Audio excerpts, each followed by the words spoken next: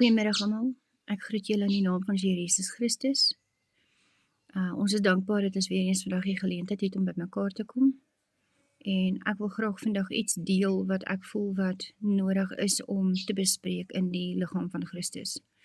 Maar kom ons bid gou saam. Almagtige God en Hemelse Vader, ons kom voor die troon van genade en ons sê dankie. Dankie vir die liefde, dankie vir die genade, dankie vir die getrouheid. Dankie Here vir alles wat U vir ons doen. Dankie vir die son wat skyn, vir die reën wat val. Dankie vir die gras wat groen is en die voeltjies wat sing. Dankie Here vir al U goedheid en guns in ons lewens. Dankie dat U U woord met ons deel, dat U ons leer, dat U ons kennis gee aangaande U wil, dat ons mag wandel volgens U wil en U weë. Ek bid seën nou hierdie woord. Here, dat die Heilige Gees die naprediker van die woord sal wees, en dat hierdie woord ons sal motiveer om hoër te styg, om op te staan as Christene en in die waarheid te leef. Ek bid dit in Jesus naam. Amen. Die voeltjies sing heerlik saam vandag. Die topik van my bespreking vandag is, wat is jou realiteit? As ons kyk na Johannes 1 vers 22, het die mense by Johannes gekom en gevra, wie is jy? Wat sê jy van jouself? Hoe identifiseer jy jouself? Hoe dink jy aan jouself? Wat is jou opvatting in verband met wie en wat jy is? En dit is waaroor ek vandag 'n bietjie wil praat. Ons lewe in 'n natuurlike wêreld. Maar in werklikheid lewe ons in twee realiteite, die geestelike realiteit en die natuurlike realiteit, omdat ons op aarde woon as mense. Maar tog werk ons en spreek ons en doen ons dinge vanuit die geestelike realiteit, die bonatuurlike realiteit, want ons is meer as net mens. Ons het die gees van God in ons, die gees wat lewe gee aan ons, die gees wat ons bemagtig en vir ons moontlik maak om dinge te kan doen vir die koninkryk van God. Ek wil net 'n paar skrifte gou deurwerk. Handelinge 1 vers 8 sê, julle sal krag ontvang wanneer die Heilige Gees oor julle kom en julle sal my getuies wees. Die Bybel sê, wanneer ons die Heilige Gees ontvang, gaan ons krag ontvang. Jy is nie meer magteloos nie, jy is nie meer swak nie, maar jy word krag gegee om 'n verteenwoordiger van die koninkryk van God te wees, om te kan die woord te gaan verkondig, om te kan die werke van die koninkryk te kan doen. Hy sê, en julle sal my getuies wees. So jy kry krag om sy getuie te kan wees. Dis waarvoor die uitstorting van die krag van die Heilige Gees in ons lewens is. Johannes 1 vers 12 sê, aan almal wat hom aangeneem het, aan hulle het hy die mag gegee om kinders van God te word. Ons moet 'n bietjie fokus daar, dit sê nie die reg nie. Dit sê nie hy het aan ons die reg gegee om kinders van God te word nie, hy het gesê die mag om kinders van God te word. Wat beteken daar is iets wat anders is. Dit is iets wat jy moet doen, dit is iets wat jy moet word. Dit is iets wat 'n verandering in jou lewe bring, dat jy nie meer dieselfde mens is nie, dat jy nou 'n kind van God is. En ja, dit gaan in verband met ons optrede en ons leefstyl en ons leefwyse en die manier wat ons praat en handel en al hierdie dinge. Maar in werklikheid is dit soveel meer, want God het aan ons die mag gegee om kinders van God te word. Wat beteken daar is 'n uitwerking van krag? Daar is iets wat plaasvind, daar is iets wat gebeur, wat 'n verandering bring, dat jy nie meer net 'n gewone mens is nie, maar dat jy 'n kind van God kan word. Die feit dat hy sê, aan ons is mag gegee om kinders van God te word, beteken dat dit is 'n proses, daar is 'n transformasie wat moet plaasvind. Ons is nie meer net gewone mense nie. Ons is nou kinders van God, geskape en wedergebore uit God, om soos God te wees. 2 Petrus 1 vers 3 sê, sy goddelike krag het aan ons alles geskenk, sodat ons daardeur deelgenote kan word van die goddelike natuur. dat ons kan die natuur van Christus kan uitleef op hierdie aarde. En weer eens, ja, dit gaan oor ons handel en ons wandel, dit gaan oor ons leefstyl, maar dit gaan ook daaroor dat dit is Jesus en die Vader se wil vir ons om te kan doen wat hy gedoen het op die aarde. Om te kan die wonderwerke doen wat hy gedoen het, om genesing te sien plaasvind, om dowes te laat hoor, om blindes te laat sien, om mense wat verlam is te kan sien loop, mense wat bedlêend is, wat opgewek word in genesing en dat hulle gesond is. Daarvoor het God ons die krag en die mag gegee om kinders van God te word. So wanneer jy 'n kind van God is, leef jy die koninkryk van Christus uit. Jy is nie net een in naam nie, maar in handel en wandel, in die dinge wat jy doen. Matteus 28 vers 18 sê, aan my is gegee alle mag in die hemel en op die aarde. Gaan dan heen, maak disippels van al die nasies en doop hulle in die naam van die Vader en die Seun en die Heilige Gees en leer hulle om alles te onderhou wat ek julle beveel het. En kyk, ek is met julle al die dae tot aan die volëinding van die wêreld. Markus 16 vers 17 en vir die wat glo sal hierdie tekens volg. In my naam sal hulle duiwels uitdryf. Met nuwe tale sal hulle praat. Slange sal hulle opneem en as hulle iets dodeliks drink, sal dit hulle geen kwaad doen nie. Op siekes sal hulle die hande lê en hulle sal gesond word. Daar is 'n verwagting, daar is 'n oproep van Jesus vir ons om te doen wat ons geroep is om te doen. Wat sy wil is vir die koninkryk van God. Hierdie son is funny vandag. Johannes 14 vers 12. Voorwaar, ek sê vir julle wie in my glo, die werke wat ek doen sal hy ook doen, en hy sal groter werke doen as dit, omdat ek na my Vader gaan. Ons is nie net gered vir die syk, sodat ons nie hel toe moet gaan nie. Ons is nie gered net vir for the sake of salvation. Ons is gered om die koninkryk van God uit te leef op die aarde, om te doen wat Jesus gedoen het. ons het al die krag en die mag gekry om dit te kan doen. As ons die werke van die koninkryk uitleef en doen, dan wys ons dat ons is kinders van God en disippels van Jesus. Dit help nie, ons sê ons is disippels van Jesus, maar ons leef nie die koninkryk uit nie. Hoe gaan enige iemand ons glo? Daar's baie goeie mense daar buite wat nie Christene is nie, maar hulle lewe 'n mooi lewe. So, hoe gaan mense ooit die verskil tussen ons en hulle weet as ons nooit die koninkryk van God uitleef nie? Hoe gaan mense ooit sien dat ons werklik disippels van Jesus en kinders van God is, as daar nooit wonderwerke is nie, as daar nooit genesings plaasvind nie, as daar nie tale meer is nie? Wat bring die verskil tussen ons en ander mense? Johannes 14 vers 12 sê dat die wat in Jesus glo, sal die werke doen wat hy gedoen het. Hoe wys ons aan die wêreld dat ons glo? Dat ons glo in Jesus, dat ons glo in die evangelie van Christus, as ons nooit die werke van Jesus doen nie. Efesië 1 vers 3 sê, God die Vader van ons Here Jesus Christus het ons geseën met alle geestelike seëninge in Christus.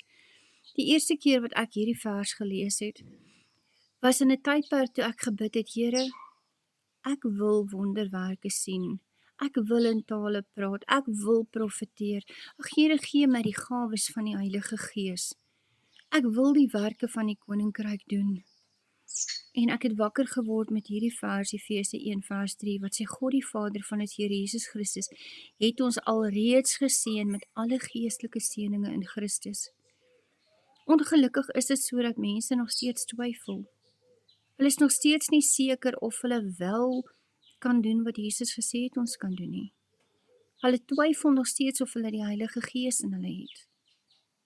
Maar Jesus sê, die wat in hom glo, sal dieselfde werke doen wat hy gedoen het.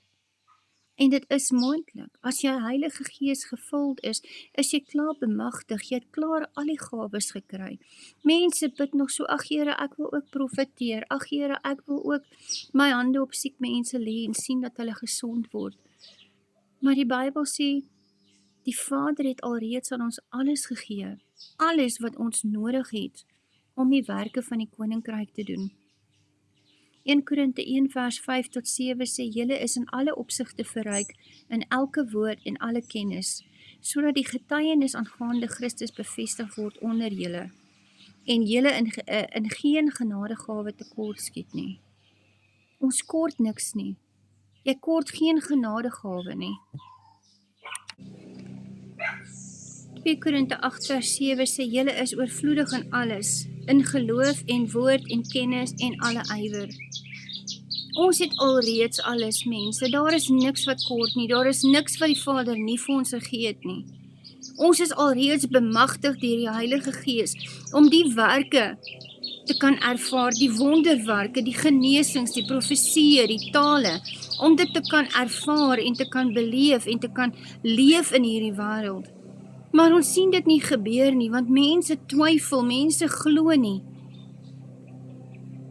Efesië 2 vers 10 sê vir ons is sy maaksel, sy skepping, geskape in Christus Jesus tot goeie werke, wat God voorberei het, sodat ons daarin kan wandel. Dis waarvoor ons geskape is, dis waarvoor ons op die aarde is, dis waarvoor ons leef, om die werke van Christus uit te leef in hierdie wêreld. Efesië 3 vers 20 sê, en God die Vader het die mag om te doen ver bo alles wat ons bid of dink volgens sy krag wat in ons werk.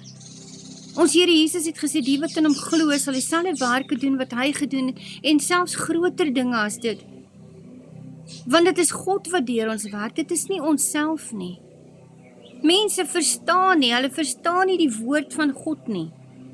1 Thessalonians 1 vers 5 sê, die evangelie het tot julle gekom nie in woord alleen nie, maar ook in krag en in die Heilige Gees en volle oortuiging. Die evangelie is nie net 'n woord nie, dis nie net 'n boodskap wat jy op 'n Sondag hoor nie, dis krag. Dis bemagtiging, dit is die Heilige Gees. Matteus 9 vers 29 het Jesus vir die mense gesê wat gevra het, hy met hulle laat sien, het hy gesê, laat dit vir julle wees volgens julle geloof. Volgens wat jy glo is wat jy gaan beleef, volgens wat jy glo is wat jy ervaar in jou lewe. As jy na 'n dokter toe gaan en hy gee jou 'n diagnose en jy glo die diagnose, is dit wat gaan manifesteer in jou lewe volgens wat jy glo. Maar as jy nie die diagnose vat nie en jy glo dat die Here gaan jou gesond maak, dan gaan daai diagnose nie manifesteer in jou lewe nie. En al sien jy die simptome, weet jy dat die Here gaan jou gesond maak, want dit is sy wil vir ons. Matteus 8 vers 13, laat dit vir jou wees soos jy geglo het.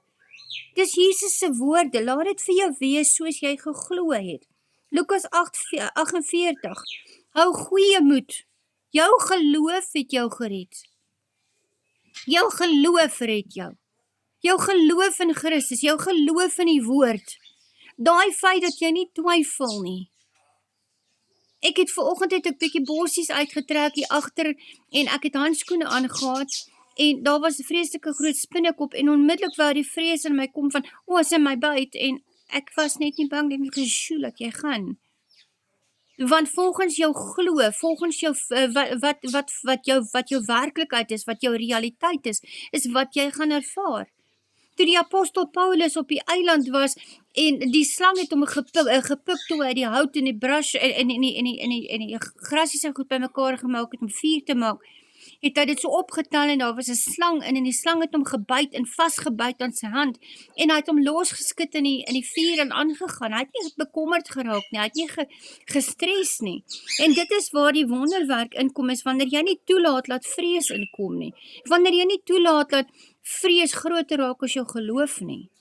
Want dis wanneer jy vashou aan die woord en vashou in vertroue aan Jesus Christus, wat jy die wonderwerke begin sien. Ons het die manifestasie van die vermenigvuldiging gesien in ons huis.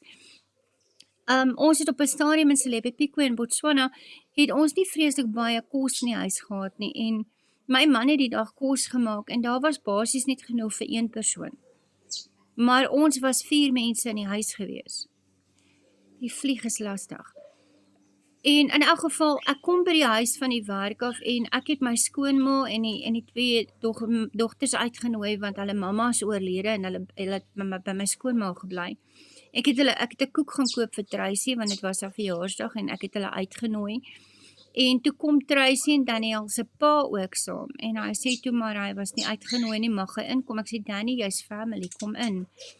En hulle het ingekom en hulle het gaan sit in die sitkamer. Ons het nie op daai stadium my eetkamertafel gehad nie. En hulle het gaan sit en ek is kom bys toe en ek het 8 borde op die tafel gesit en ek het net begin opskep. En ek het eers die rys opgeskep en daar was nog rys oor nadat ek vir almal gegee het, alhoewel dit oorspronklik genoeg was vir een persoon, het ek opgeskep en daar was oor en ek het weer 'n keer omgegaan en vir almal nog rys gegee en almal het meer as genoeg rys gehad. Toe het ek daai klein bietjie stew wat hy gemaak het gevat en ek het begin uitdeel. En ek het letterlik vir almal 'n goeie porsie gegee toe dit klaar is. En daar was soos 'n dessertbakkie, 'n puddingbakkie vol koolslaai wat my man gemaak het. En ek het dit uitgedeel tussen die 8 borde. En al die borde was vol. Dit was nie dat die borde net bietjie kos ingehaat het nie, dit was alles vol gewees. En daar het ons die vermenigvuldiging gesien deur die feit dat daar was nie twyfel nie, daar was nie vrees nie, daar was nie angstigheid nie, daar was net ek gaan dit nou opskep. En die Here het dit vermenigvuldig. Toe ek die kos sitkamer toe vat en ek gaan gee vir almal hulle kos, kyk my man my so, ek gaan gee eers my skoonma kos en toe vir die 2 mans en toe vir die kinders en my man sit daar en hy sê, waar's jou kos? Ek sê, my kos is in die kombuis, ek gaan dit nou haal. En hy staan op en hy loop kombuis toe en hy sien, daar staan my bord kos en hy kyk my en hy sê, hoe het jy dit gedoen? Dis nie moontlik nie, daar was nie soveel kos in die kastrolle gewees nie. Dit was genoeg vir een volwasse persoon. Waar kom al hierdie kos vandaan? Maar die Here het die vermenigvuldiging gedoen, omdat daar geen twyfel, geen vrees was nie, dit was net, ons gaan eet. En ek deel met almal, daar was geen gevoelens van, ja, nou moet ek my kos deel met onverwagte gaste nie. Ek het net letterlik net uitgeskep en vir almal kos gegee. En dit is hoe die wonderwerke gebeur. Dit is wat geloof is. Geloof is eenvoudig. Dit is nie so gekompliseerd soos wat mense dit altyd maak om te wees nie. Geloof is letterlik net om te vertrou, om geloof te hê. Dit gaan uitwerk. Dit sal reg wees. Ek gaan gesond word. Die Here sal voorsien. Die Here gaan my deur hierdie probleem bring. Maak nie saak wat jy face nie. Net daai assuredness, daai versekering dat die Here gaan jou hier deurbring. Dit is wat geloof is. Geloof is nie so gekompliseerd as wat ons dit soms maak nie. Maar die vraag is, in watter realiteit leef ons? Ek wil gou teruggaan na 1 Korinte 12 vers 4 tot 11 en 27 tot 30, sien ons dat daar is 9 gawes van die Heilige Gees. Dit is wysheid, woord van kennis, geloof, genadegawes van gesondmaking, genesing, werking van krag, is wonderwerke, soos deliverance, daai tipe dinge, profesie, onderskeiding van geeste, allerhande tale en die uitleg van tale. Maar as ons kyk na Jesaja 11 vers 2, sien ons dat daar is ook ander gawes wat die Heilige Gees ons gee. Wysheid en verstand, raad en sterkte, kennis en vrees van God, heiligheid, regverdigheid, geregtigheid en getrouheid. Dit is genadegawes wat die Here aan ons gegee het. Nou daar is 9 vrugte van die Gees ook, en ons almal ken dit. Maar net soos vir daar 9 gawes van die Heilige Gees is, en daar is 9 vrugte van die Gees, is daar die 5 werkinge van die Heilige Gees, die apostel, die profeet, die evangelis, die herder en die leraar. En al hierdie moet saamwerk. As die leiers van die kerk nie hulle werk doen nie, sal jy nooit die wonderwerke sien nie. Jy sal nooit die gawes van die Heilige Gees beleef nie. En daar sal ook nie die vrugte van die Heilige Gees wees nie. So baie keer lê die fout nie by mense nie, maar by die feit dat die leiers van die gemeentes leer nie meer die mense hierdie goed nie. Hulle preek oor die simptome van die lewe, die probleme van die lewe, die dinge wat in die wêreld gebeur. Maar die dinge wat belangrik is, die dinge wat Here Jesus wil hê ons moet leer, dit word baie keer nagelaat in die kerk, en dit is hoekom daar geen wonderwerke en baie van die vrugte van die Heilige Gees sien ons nie manifesteer nie. Want die vyfvoudige amp doen nie hulle werk nie. Dit is soos 'n duif. 'n Duif het 9 hoofvere aan elke vlerk en 5 stertvere. Die regtervlerk se vere simboliseer die gawes van die Heilige Gees. Die linkerkantste vlerk simboliseer die vrugte van die Heilige Gees. En die stert is die 5 vere, die vyfvoudige amptes in die gemeente. En as 'n voël byvoorbeeld wil regs vlieg, dan met die stert links draai. So dit is die stert wat rigting gee. Dit is die stert wat help om die voël te kry om te beweeg in die rigting waarin hy wil beweeg. En dit is die werk van die Heilige Gees. En dit is die werk van die vyfvoudige amp in die kerk. As daar nie groei in die gemeente is nie, as daar nie hierdie gawes van die Heilige Gees manifesteer nie, dan moet ons kyk na wat word werklik gepreek in die kerk. Maar al sal 'n pastoor ook hierdie goed preek in die kerk, as mense se harte nie ontvanklik is hiervoor nie, en die woord is nie hulle realiteit nie, dan gaan dit ook nie manifesteer nie. Want baie keer is mense se realiteit meer dit wat die duiwel in hulle ore fluister, die vrees, die dinge waarvoor hulle bang is, dit is hulle realiteit. Die stryd om kos op die tafel te hou is hulle realiteit. Die siekte waarmee hulle sukkel is hulle realiteit. Al hierdie goeders takes precedence, dit kom eerste, dit is die ding wat foremost in mense se gedagtes is wanneer dit kom by wat is jou realiteit? Wat aanvaar jy as realiteit? Hoekom is dit dat dit altyd so maklik is vir mense om die leuns van die duiwel te aanvaar en te glo en onmiddellik te vrees en onmiddellik bang te word? Maar die woord van God, wat ons leer en wat ons lei in die woord, is nie ons realiteit nie. Ons leef nie volgens die woord van God nie. Ons leef volgens ons vrese. Ons leef volgens wat mense vir ons sê, wat mense anders doen, wat die duiwel vir ons sê. Die probleme wat ons in die gesig staar. Dit is ons realiteit, maar in werklikheid het Jesus gekom om ons realiteit te verander. Want hy sê dat ons het 'n verantwoordelikheid, in Romeine 8, sê ons het 'n verantwoordelikheid om te leef volgens die Heilige Gees. Want as ons in die Gees is, en die Heilige Gees leef in ons, dan gee hy gesondheid aan ons liggame, hy gee lewe aan ons liggame. Die Heilige Gees leer ons alles, hy lei ons. Vanoggend het ek die wasmasjien aangesit en ek die pyp aangesit en ek het begin besig raak en ek was besig om te vee hier buite en skoon te maak en ek het vergeet van die wasmasjien en die water loop. En terwyl ek nog so vee, sê die Heilige Gees vir my, daar die wasmasjien. En toe ek by die wasmasjien kom, toe is hy vol. Toe is net genoeg water. Dit is die werking van die Heilige Gees, want die Bybel sê hy is ons helper. Hy sal jou lei, as jy sy stem ken, sal hy jou lei, hy sal jou waarsku oor dinge in jou huis, hy sal vir jou wys waar dinge is wat jy soek.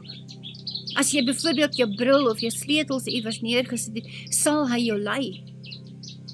Maar dit is dan die realiteit waarvolgens jy lewe, want jou vertroue is dan in die hulp van die Heilige Gees, dat hy gaan jou help, hy gaan vir jou sê waar jou bril is, hy gaan vir jou help om jou sleutels te kry, hy gaan vir jou die antwoord gee, hy gaan jou waarsku. Ek ry eendag by die werk uit in Celebipico, ry ek by die hek uit, en ons het gewoonlik regs gedraai na die hoofpad toe, en die Heilige Gees indicate vir my, ek moet links gaan en die ander pad omgaan, maar ek ignoreer dit. Ek gee nie aandag nie. En ek ry regs en toe ek afdraai, toe kom ek in 'n vreeslike lang queue karre. Waar daar staan, want 'n trok het gejackknife voor die pad. Hier staan ons in hierdie queue met karre, en jy kan nie uitkom nie, en jy sit daar vir 'n lang tyd voordat daai trok uit die pad uit is. As ek geluister het en ek het links gedraai en die ander pad omgery, het ek nie so lank in daai queue gesit nie. So die vraag is net, luister ons na die Heilige Gees, luister ons na wat hy vir ons sê, luister ons na sy leiding, Jy mag iewers heen gaan en iets sê net vir jou, pas op. Vat 'n ander pad, moenie hierdie pad ry nie. Dit is die Heilige Gees wat jou wil spaar. Daar's miskien 'n ongeluk op die pad, of daar gaan 'n ongeluk wees op die pad. Dan is dit die Heilige Gees wat jou wil spaar en jou wil veilig hou dat jy 'n ander pad moet vat. Maar dit beteken dat ons ore moet oop wees vir die Heilige Gees. Maar jou ore is net oop as dit jou realiteit is, as dit is hoe jy leef, as dit jou leefstyl is. As jy begin leef volgens die woord van God. As ons nie leef volgens die woord van God nie, dan gaan ons vir altyd sukkel met probleme. Ons gaan altyd swaar kry, ons gaan altyd siek wees, ons gaan altyd ongelukkig wees, depressed wees. Baie mense vra, hoe is dit moontlik om so happy te bly en positief te bly en vas te hou aan die Here na soveel jare van swaar kry? Die Here gee jou krag, hy staan by jou en hy gee jou krag, hy dra jou deur. Hy voorsien vir jou partykeer bonatuurlik wat jy nie weet hoe dit gebeur het nie. Iemand sal by jou huis stop en sê, ek het net gevoel, ek moet vandag dit of dat vir jou kom gee. En dan is dit wat jy nodig gehad het. En partykeer is dit nog voordat ons gebid het daaroor. Maar die Here weet wat ons nodig het. En die Here wil hê ons moet in vrede lewe. Hy wil hê ons moet in sy vrede ingaan. Hebreërs 4 sê, daar is die vrede van God, wat vir ons beskikbaar gemaak is om in te leef. En dit moet ons realiteit wees, om in daai vrede te leef, om te leef volgens wat die woord van God sê, nie volgens wat ons ervaar nie, nie volgens wat ons beleef nie, nie volgens wat ons sien of voel nie, nie volgens wat ons hoor nie, maar volgens wat God se woord vir ons sê. Dit moet ons realiteit wees. Want baie mense verstaan nie, as jy praat van die gawes van die Heilige Gees, 'n gawe is 'n geskenk. Dit beteken die Heilige Gees het vir jou 'n stoorkamer vol geskenke gegee. Daar's genesing, daar is voorsiening, daar is blinde oë wat gaan sien, dowe ore wat gaan hoor, lam mense wat gaan loop, siekes wat uit die bed gaan opstaan. Daar is verlossing vir mense wat met bose magte gevul is. Dit is gawes wat die Heilige Gees vir ons gegee het, want dit is die gawes van die Heilige Gees.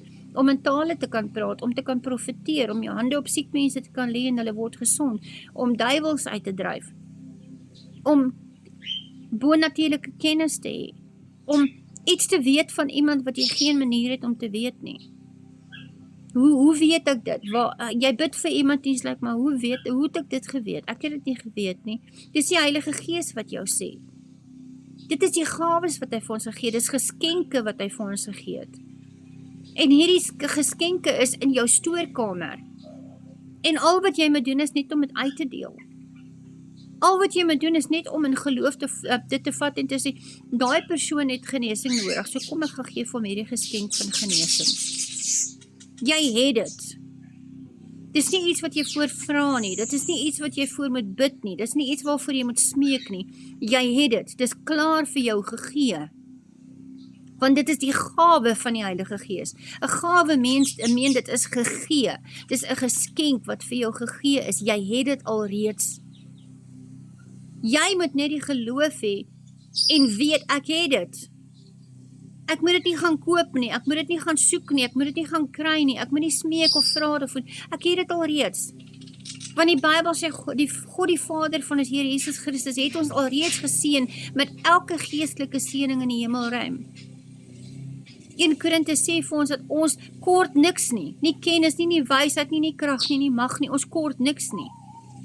Kolossense 2 sê vir ons dat ons is gevul met Jesus Christus, in wie die heiligheid, die divinity van God leef. En in hom is ons tot completion gebring. Ons is volgemaak met hom. Die krag van God werk deur jou. Wanneer jy jou hand op iemand sit, is die hand van Jesus in jou hand. Die krag van Jesus vloei deur jou. Dis nie jy nie.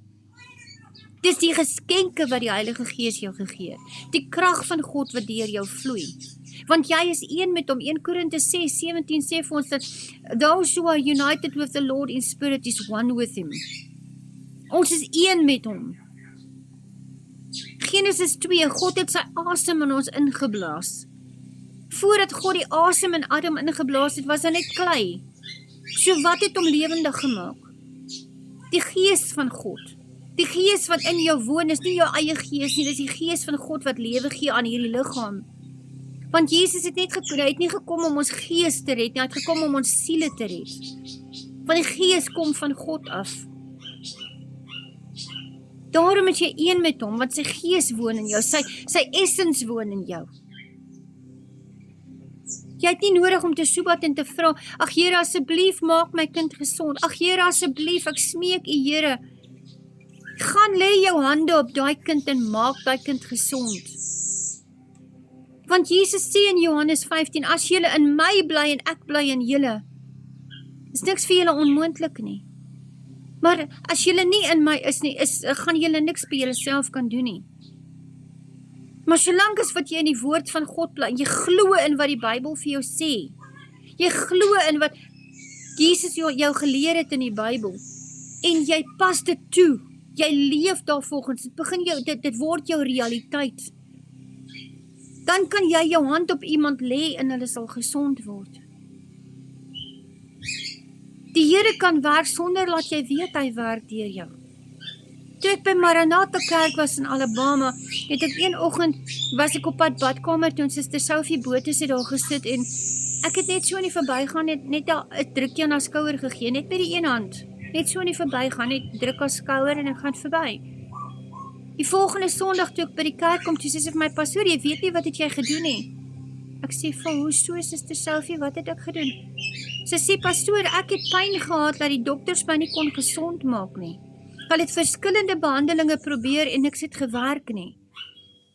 Maar tye, wat het jy gedoen? Ek sê, ja, maar ek het net aan jou skouer gevat.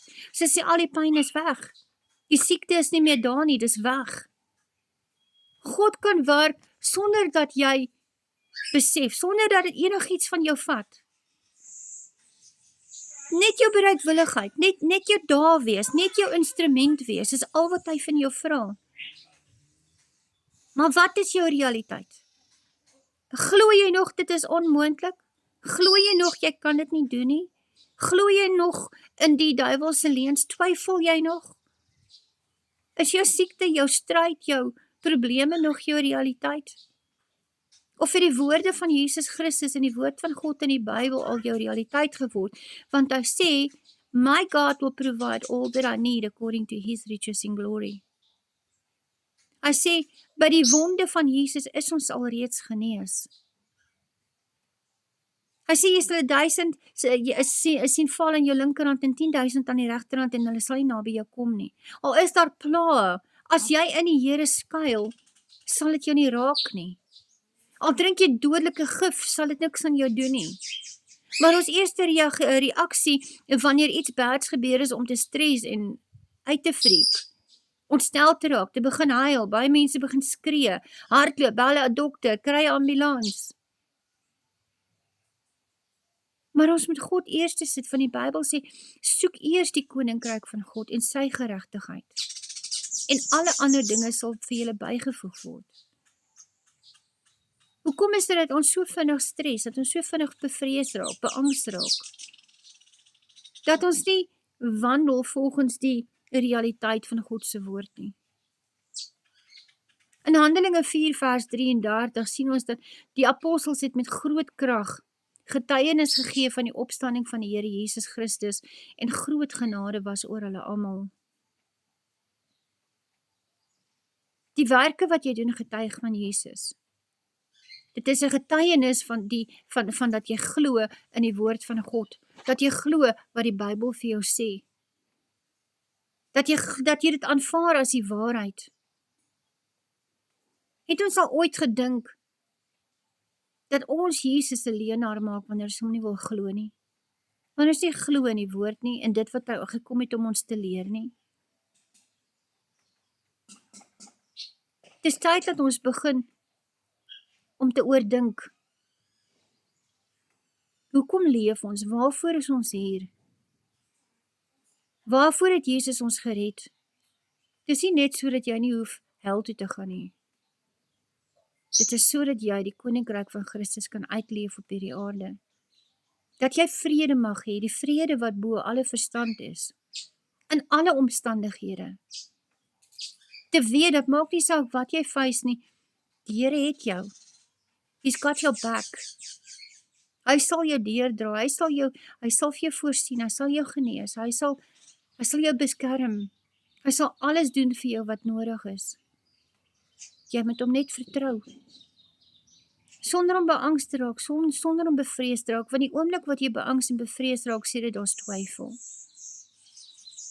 Hoekom is dit so maklik om te glo hoe groot die probleem is, maar ons kan nie glo hoe groot ons God is nie. Hy is bo alles. Hy's groter as alles, hy's verhewe bo alles, hy's magtiger as alles. Magtiger is hy wat in ons is, as hy wat in die wêreld is. En al die dinge wat gebeur in die wêreld, kom van die vyand af. Maar as ons dan weet dat ons God is groter en magtiger, hoekom vrees ons nog? Het is tyd dat ons begin lewe volgens die realiteit van God se woord. Ons moet begin lewe asof dit waar is, want dit is. Asof ons dit glo. Dat dit ons handleiding word vir die lewe. In plaas daarvan om vol vrees en beangst te word, dat ons eerder sal vashou aan die woord en kalm sal wees. Be still and know that he is God. Wees stil en weet dat hy is God. Dat hy is 'n goeie Vader, hy is 'n perfekte Vader, 'n liefdevolle Vader. Dat hy lief is vir ons, dat sy wil vir ons vergoed is. Baie mense sê, Here, as dit u wil is. Maar die wil van God is altyd vir ons goed. Ja, partykeer verlos hy mense en hy maak hulle nie gesond nie. Maar hy weet ook beter dat al sou hy hulle aanraak, sal daar sekere aspekte miskien van hulle lewe wees wat negatief sou wees na die tyd. Maar as die Here ook ons streepie getrek het, is hy getrek. Wie is ons om te wil argumenteer daaroor? Dis tyd dat ons begin om terug te keer na die waarheid, terug te keer na die woord, en God se woord ons realiteit te maak. Dat ons volgens die woord van God lewe, en nie volgens die probleme en die dinge wat ons sien en ervaar nie. Want die Bybel sê, we don't walk by sight, but by faith. Ons lewe nie volgens wat ons sien, wat ons voel, wat ons hoor, wat ons ervaar, beleef nie. Maar deur geloof, volgens die woord van God. Ek hoop hierdie woord inspireer elkeen van julle om 'n pad saam met die Here te loop. To take him at his word. Om te glo wat hy vir ons sê, nie altyd die duiwel te glo nie, of onsself te glo nie, maar hom te glo, sy woord te glo. Want hy wil hê ons moet in oorwinning leef. Want hy het gesterf sodat ons in die oorwinning kan leef.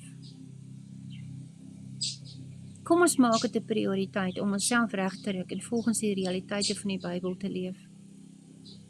Dat die herlewing kan plaasvind, dat die wonderwerke, die profesieë, die tale weer kan opvlam. Want mense, kan julle imagine, as ons kerke begin om te leef in die Gees, en daar is wonderwerke, en daar is genesings, en daar is nuwe ledemate wat gevorm word, nuwe orgaan wat gevorm word, hoe dit hierdie wêreld op sy kop gaan draai. Die Bybel sê, die hele skepping wag met opgehoude asem vir God se kinders om geopenbaar te word. Maar dit hang van elkeen van ons af, of ons samewerking gaan gee. Ons Hemelse Vader, ons dankie vir die woord. Ons dankie vir die genade, dankie vir alles wat U al reeds aan ons gegee het. Dankie Here vir die genadegawes, die geskenke wat U aan ons gegee het. Help ons Here om dit uit te deel waar ons gaan. Here, dat ons U koninkryk mag sien bevorder word op hierdie aarde. Here, ons geskenke kan nooit klaar raak nie, dit kan nooit opraak nie, want dit kom van U af in oorvloed. Maar help ons Here dat ons volgens U wil sal lewe, en dat U woord en U wil en U koninkryk ons realiteit sal word. Ek vra dit in Jesus naam. Amen.